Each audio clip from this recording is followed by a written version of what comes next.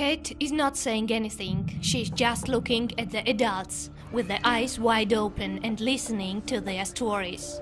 A few days ago, she was living in village Mereti, Gori area, in her beautiful big house. It took her family members a couple of fearful and struggling days to escape the Russian bombs and bullets. Grandfather Otar Eliashvili.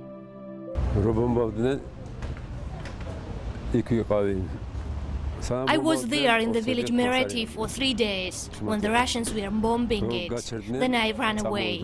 At Tskhinvali, Ossetians seized us, 20 people, and took us by bus to Tskhinvali.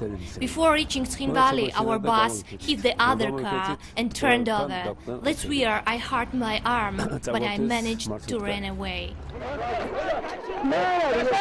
He had been walking for 6 hours under the hissing bullets and bombs, but the most horrible picture is the execution of the young man in front of him.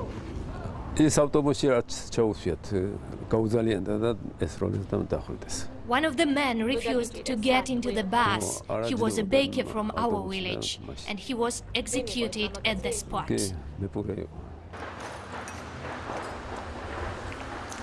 The administrator from our village was hiding in the cornfield.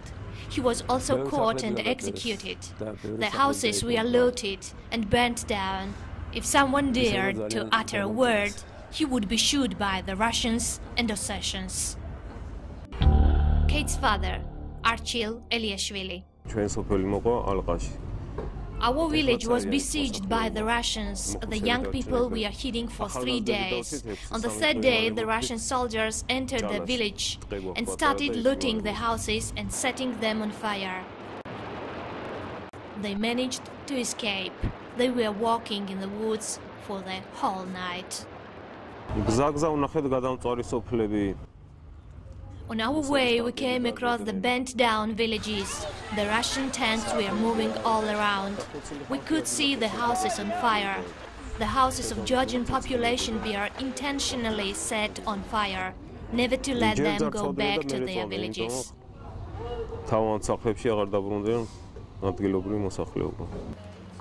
Kate's mother, Nino Bayadze, 7 months pregnant.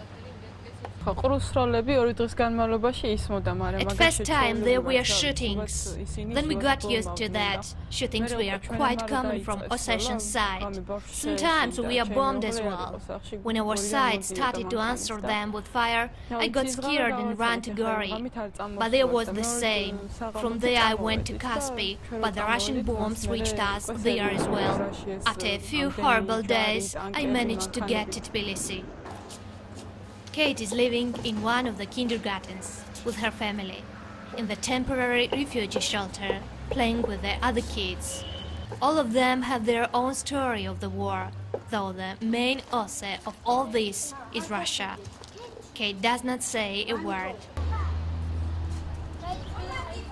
She knows that this black ribbon flag belongs to her country, and she has to live, hoping for going back to her home.